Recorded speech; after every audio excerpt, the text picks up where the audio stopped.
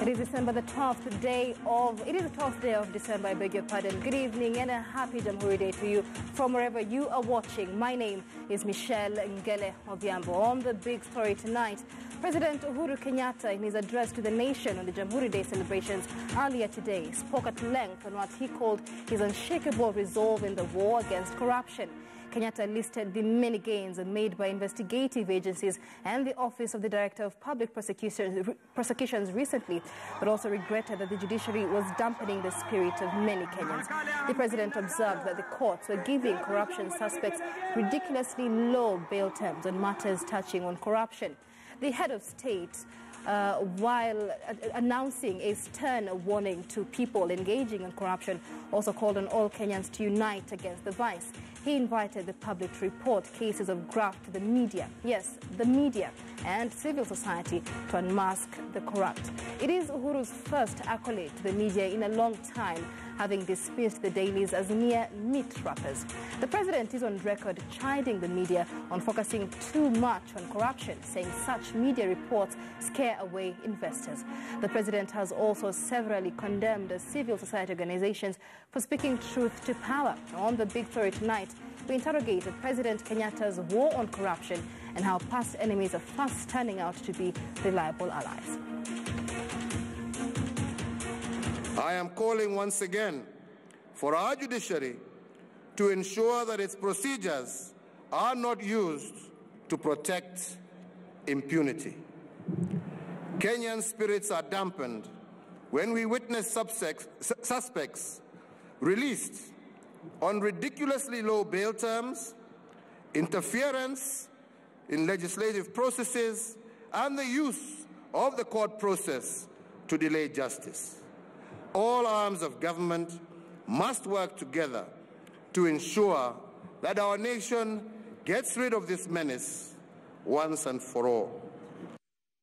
On the show tonight, I shall speak to Daniel Juma, the country director of the Global Peace Foundation, as well as a communication consultant, Mark Bichachi. But before I engage them, our lead reporter tonight, Duncan Haemba, is on standby with more on the president's unshakable resolve against corruption. Haemba, good evening.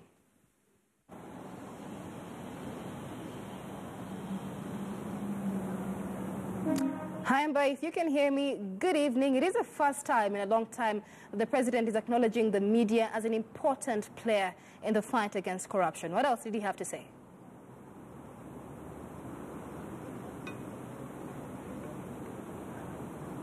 All right, we do apologize for that. Our reporter Duncan Haemba will be bringing us up to speed with more in just a moment. Let's bring in Daniel Juma live here from our studios. Juma, many thanks for joining us on the big story tonight. Like I mentioned, the president has had quite stern warnings to the media and the civil society previously, but today he did acknowledge the media as a major player in the fight against corruption, among other things, in his resolve against corruption. Your thoughts on what he said today? Thank you, Michelle, and happy Jamhuri Day to every Kenyans today. I listened to the president's speech, and I was very impressed that, as you rightfully said, he acknowledged that the media and the civil society and the citizens have a role to play in governance. Right. As you know, in the past this has not been recognized, but today he did it, and I think it is the truth. It's something that we all know has been the truth, but today he recognized that. All right. Well, I'll come back to you with more. Let's go to Duncan Haemba, our lead reporter tonight. Haemba, good evening. What more do you have for us? Good evening, Michelle. Nothing much apart from maybe just picking some few excerpts from what the president was delivering to the nation as the country marked 55 of independence. Once again, talking big on the fight against corruption. However, what perhaps has come out differently this time round is the fact that he appeared to be giving a scorecard to the country on the steps or the measures he has taken insofar as fight against corruption is concerned. And some of the issues perhaps that we need to point out, or maybe we need to repeat what he echoed from the Nyayo National Stadium, the president saying that through the investigative agencies, that is through the investigative agencies and the Office of the Director of Public Prosecution, those are passing full. In his own words, the president says they only deserve fair, nothing more. That is a tough message from the head of state as far as fight against corruption is concerned. And of course, he went on to ask the judiciary to ensure that its procedures are not used to shield impunity or those perpetuating corruption in the country. And therefore, he also mentioned out the fact that the ridiculous bail terms are sort of dampening the spirits of Kenyans, which means the president is not happy with the bail terms that the courts are actually granting the suspects who are arraigned, of course, after their defense teams have pleaded that they be released on bail. And therefore, the president saying that the sort of bail terms that are given, he called them ridiculous. It looks like the president is reading from the same script with the DPP Nurdin Haji, in as much as the DPP is an independent office, but these are the same lamentations that the DPP has put across, saying that, for instance, suspects continuing to remain in office where some continue to receive half pay, it sort of hampers the fight against corruption. And the DPP is on record saying that he will be persuading Parliament to enact or to amend the Economic Crimes Act to make it more punitive if at all war against corruption is to become a success. And therefore the president repeating the same, cautioning the judiciary in as much as it is an independent arm of government, it should ensure that its procedures are not used or exploited to shield impunity or those perpetuating corruption, and of course pointing out to that issue of what he called ridiculous bail terms, which he says Kenyans are not happy at all. The individuals, whoever the president was referring to, that is subject for another day.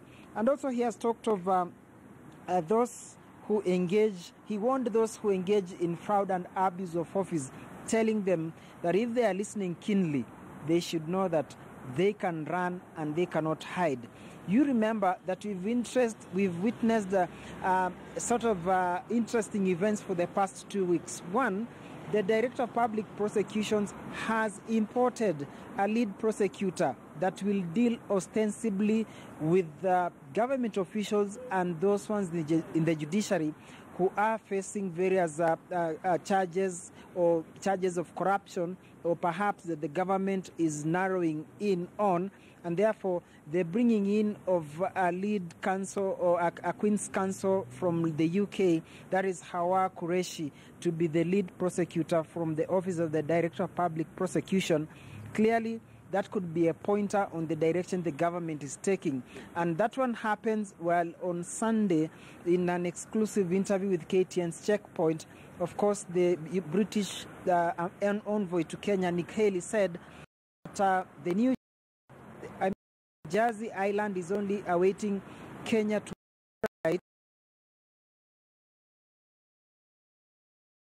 that are believed to have been stashed in offshore accounts. In July, we saw Switzerland signing the same agreement with Kenya. In August, when Theresa May came to Kenya, they signed the same. And now Jersey Island. Then the warning that the president says you can run, but you cannot hide. It's just a matter of time. Perhaps again, it exemplifies that loudest statement so far coming from the president as far as fight against corruption is concerned. What else has he said? He has told Kenyans that he has demonstrated that his fight against corruption is unshakable, now asking Kenyans to show him their resolve as well on the matter. Clearly, he's calling for pulling together to ensure that the vice or the dragon of corruption is slayed once and for all. Whether that one will be a success could be another story for another day when a review is conducted, perhaps after he has left office or on how he fared on. And this is what he has told Kenyans and what many is now subject of discussion. He says that his first port of call, or Kenyans' first port of call, should be the Directorate of Criminal Investigations, which means that is where the president's heart is as far as fight against corruption is concerned. Then he says if DCI will fail to listen, then proceed to EACC. Initially, EACC has been the first port of call, but here the president says Kenyans should report to the Directorate of Criminal Investigations. If they don't give them an ear, then they should go to DCI. If the two investigative agencies will let the Kenyans down, then he has invited them to present the same to the media and the civil societies.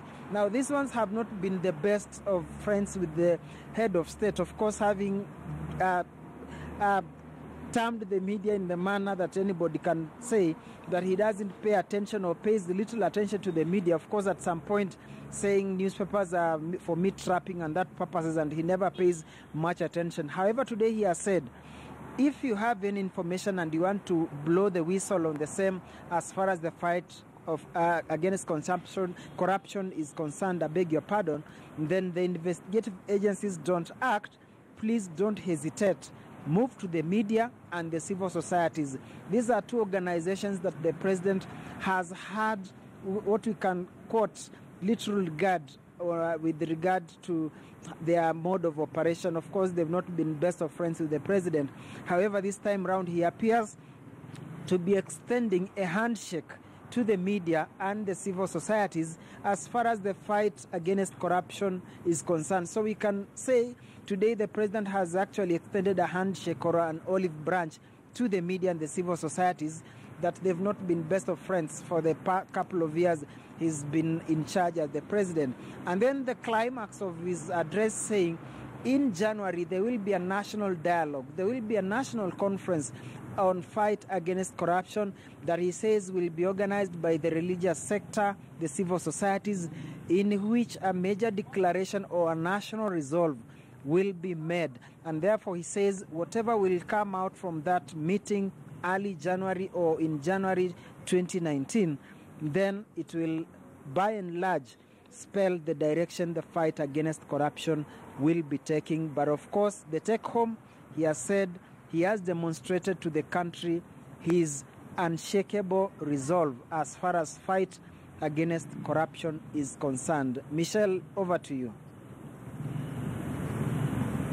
Kanhaimba live from the city center. In studio with me tonight, Daniel Juma. He is the country director of the Global Peace Foundation. Daniel, let me come back to you. While speaking about corruption today, President Uhuru Kenyatta listed the many gains made by investigative agencies as well as the office of the DCI. In your opinion, since the invigorated war on corruption, what gains have been made so far? Thank you, Michelle. I think since especially the new head of the prosecution arm of the government was appointed, we have seen a lot of prosecutions, headed to the courts. And this is different. If you compare the tenure of the current DPP with the previous DPP, you can see a clear difference. The previous one, you can say, was reluctant to prosecute some of these high-level cases. Right. But the current one, you can see that he has the body language. His body language, he wants to actually go ahead and do this. So, Michelle, this country is a constitutional democracy. We have a good constitution. We have good laws. But we lack men and women of integrity who can actually apply the law, apply the constitution. And you can see people like Nurdin Haji are going out of their way to apply the law, without fear, without favor, because they believe that the Constitution protects them. So I could see the president's frustration because he has had these people to do their job, but some of them seems to be, what do you want me to do? How should I handle this case? That should not be the way. So I am happy that today the president has actually said that in his last term, he wants to leave a legacy. He wants to make sure that nobody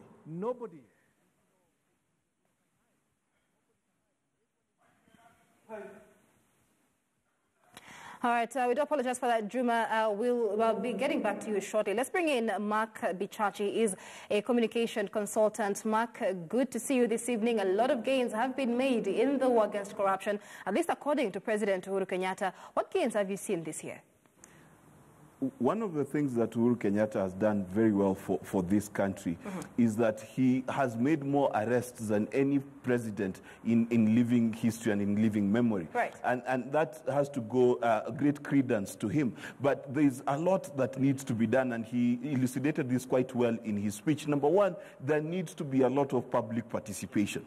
Public participation in two aspects. Number one, that the public needs to be able to report corruption where it exists. It is us who see people becoming wealthy overnight. It is us who indulge in corruption in the sense that we go to get a passport and we have to pay a certain civil servant to get the services. So it is up to us literally to be able to join the president in this war against corruption. And at the same time, the political class in this country, Parliament, for example, when the president was talking about bail times, Parliament can actually pass legislation to control how bail times are given out, because someone cannot have been claimed to steal 1.9 billion and you give him a bail of 3 million shillings, because that's pocket change. All right, and that's something the president spoke about. I mean, it's good that we see individuals who previously thought themselves untouchable facing the full force of the law. But the president has cautioned the judiciary to ensure that its procedures are not used to encourage impunity. He talks of the ridiculously low bail terms, as well as using the court process to delay impunity. Let's talk about that and the fact that just last week we saw, a foreign prosecutor, Hamad Qureshi, there come in to assist in these high-profile corruption cases in the country. The reality is that the bail terms in this country are quite ridiculous, and then how we are giving them out is actually detrimental to the fight against corruption, because we've talked about anticipatory bail before. We wanted to reject Qureshi, which is very critical to have a prosecutor such as Qureshi because of the kind of case that he was handling. The deputy CJ is a very powerful individual within legal circles and within the legal fraternity, and we've learned from the Akasha case that criminals in this country are in league with the judiciary and in league with the executive. So what we are seeing now is the executive is getting its act in order through the DCI and the office of the DPP and taking these prosecutions toward the court process. But if there's any form of corruption, whether through the lawyers or the judges or things like that, then the fight against corruption will stop. So the is quite right in going after the institution of the judiciary and asking it the critical questions. And the critical questions are about how long will it take for us to see justice served. Number two, will it be easy for people to technicalities? I was arrested by the ESC instead of the DCI or vice versa. And number three, how true will they remain to the cause of the war against corruption? How punitive will they be, and how much will they help the executive in reclaiming this money? Because the reclamation can only happen if these people are found guilty. All right, and Daniel, just adding into that, the president said the judiciary was dampening the spirit of many Kenyans, and Mark alludes to that. If somebody is accused of corruption running into billions of shillings and they get a cash bail of 1 million shillings, it's something they can easily afford. What is the role of the judiciary in ensuring corruption suspects face the full force of the law? Michelle, it's like a slap on the wrist, and it's very sad. But even before I mention that, it is very sad, Michelle, that in this country, we still rely on importing people like Qureshi, for us to be able to prosecute high-level cases. Now, if the president is serious, that nobody, and I believe that only the president is above the law, nobody else, be it the deputy CJ, nobody else should be above the law.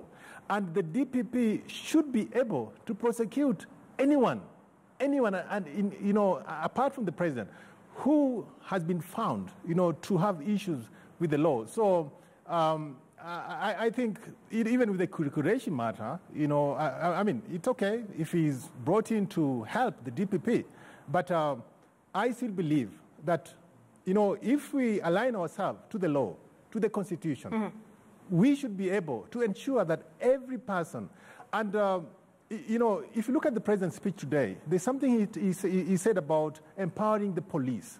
and that was very, very important. Because, Michelle, the problem we have in this country is that the people who are supposed to be enforcing the law are themselves, some of them, the police have been so underpaid in this country.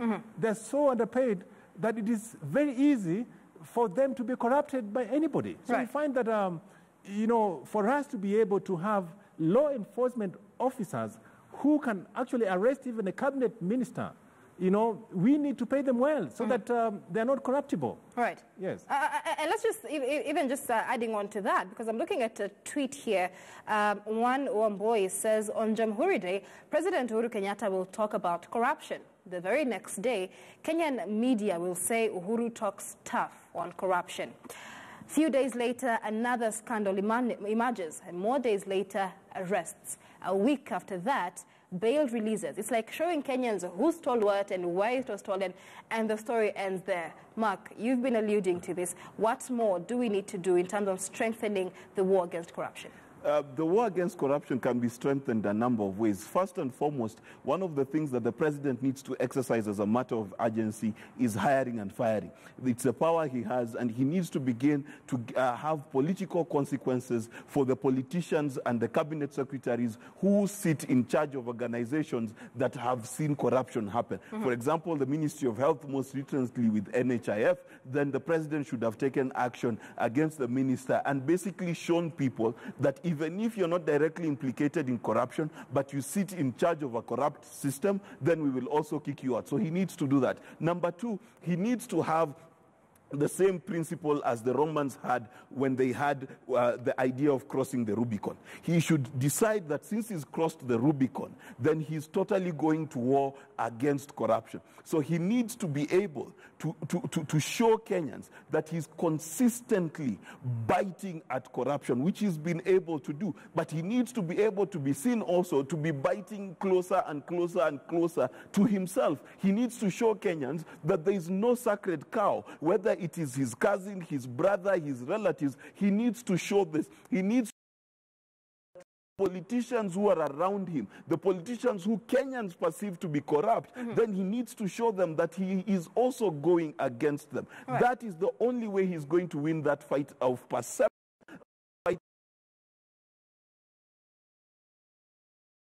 Through the judiciary, which the president talked about, is the judiciary has to put the last nail on the coffins of these people who have been caught in corruption by giving them the full sentences as quickly as possible. And listen then to what he says to those engaging in corruption. In his own words, he says, we will catch up with you and we will make you pay dearly for every coin stolen from Kenyans. And I mean, Daniel, just yesterday we saw the Kenyan government sign a deal with the island of Jersey to repatriate illicit funds stashed in the country.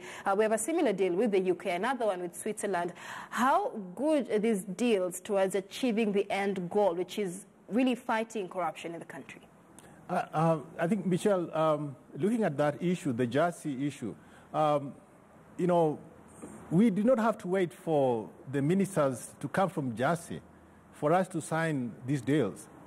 If, for example, Mr. Gichuru and Mr. Okemo are guilty, our law should be sufficient enough, to basically make sure that they're not walking scot-free.